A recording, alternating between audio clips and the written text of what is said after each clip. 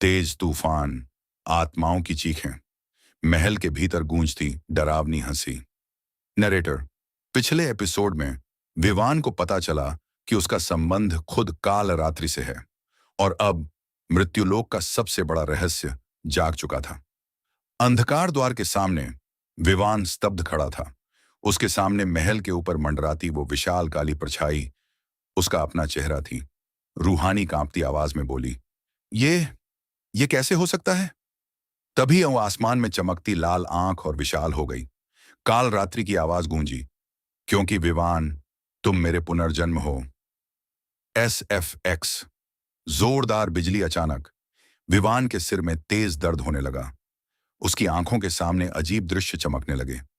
एक प्राचीन युद्ध, जलता हुआ महल, हजारों लाशें और एक आदमी जिसकी आंखें बिल्कुल विवान जैसी थीं।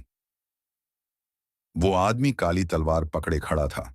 उसके चारों तरफ आत्माएं झुक रही थीं और उसके सामने एक लड़की रो रही थी, रूहानी। लेकिन वो इस जन्म की रूहानी नहीं थी। लड़की चिल्लाई, तुम ऐसा नहीं कर सकते आर्यम। अगर तुमने अंधकार द्वार खोला तो पूरी दुनिया खत्म हो जाएगी। विवान अचानक चीखकर वर्तमान में लौट आया। उसकी सांसें तेज चल रही थीं। विवान, आर्यम, मायरा धीरे से बोली, तुम्हारा पहला जन्म, तुम वहीं थे। रूहानी हैरान रह गई। नहीं, विवान, ऐसा नहीं हो सकता।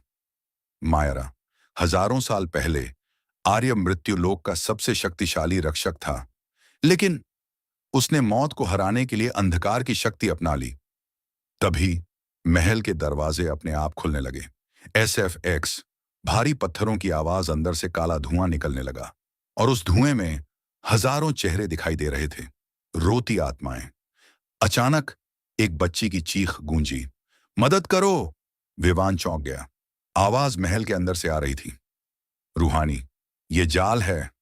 लेकिन तभी विवान ने उस बच्ची की आंखें देखी। वो बिल्कुल उसकी छोटी बहन जैसी थी। विवान बिना सोचे महल के अंदर भाग पड़ा। महल के अंदर चारों तरफ अंधेरा था। दीवारों पर अजीब मंत्र लिखे थे और बीचों बीच एक विशाल सिंहासन रखा था। उस सिंहासन पर किसी की परछाई बैठी थी। धीरे धीरे वो परछाई उठी और उसे देखकर विवान की आंखें फैल गईं, क्योंकि वो वहीं था, लेकिन पूरी तरह अंधेरे से बना हुआ। अंधेरा। विवान मुस्कुराया, आखिरकार तुम आ ही गए। रूहानी और मायारा भी अंदर पहुंच गईं। मायारा डरकर पीछे हट गई। Shadow king! अंधेरा। विवान हंस पड़ा, अब कोई मुझे उस नाम से याद नहीं करता। अब मैं सिर्फ काल रात्रि हूं। SFX। आत्माओं की भयानक चीखें। पूरा महल कांपने लगा। काल रात्रि सिंहासन से नीचे उतरा। उसके हर कदम के साथ जमीन काली पड़ रही थी।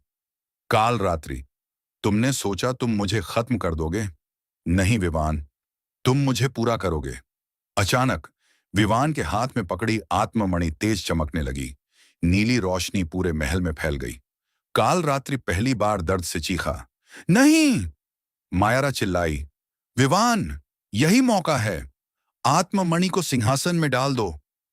लेकिन तभी रूहानी अचानक जमीन पर गिर पड़ी। उसके शरीर के काले निशान और फैलने लगे। उसकी आत्मा धीरे धीरे गायब हो रही थी। रूहानी कमजोर आवाज में बोली, विवान, मुझे बचाओ। विवान रुक गया। उसके सामने दो रास्ते थे। अगर वो आत्ममणि इस्तेमाल करता तो शायद काल रात्रि खत्म हो जाता, लेकिन रूहानी मर सकती थी। और अगर वो रूहानी को बचाता तो पूरी दुनिया अंधेरे में डूब सकती थी। काल रात्रि मुस्कुराया, यही तुम्हारी सबसे बड़ी कमजोरी है, प्रेम। अचानक महल के ऊपर विशाल दरार खुल गई। उस दरार से हजारों काली आत्माएं बाहर निकलने लगीं। धरती कांप उठी। मृत्यु लोक टूटने लगा। मायरा घबराकर बोली, अगर द्वार पूरी तरह खुल गया तो मृत्यु लोक और जीवित दुनिया एक हो जाएंगी। तभी आत्ममणि अचानक हवा में उठ गई। उसके अंदर से एक तेज स्त्री आवाज गूंजी, अंतिम बलिदान के बिना अंधकार समाप्त नहीं होगा। और अगले ही पल आत्ममणि के अंदर एक चेहरा दिखाई दिया। उसे देखकर मायरा की आंखों में आंसू आ गए। मायरा, मां! नैरेटर, कौन थी मायरा की मां? क्या विवान रूहानी को बचा पाएगा? और क्या काल रात्रि का असली जन्म अब होने वाला है? जानने के लिए सुनिए नेक्स्ट एपिसोड अंतिम बलिदान।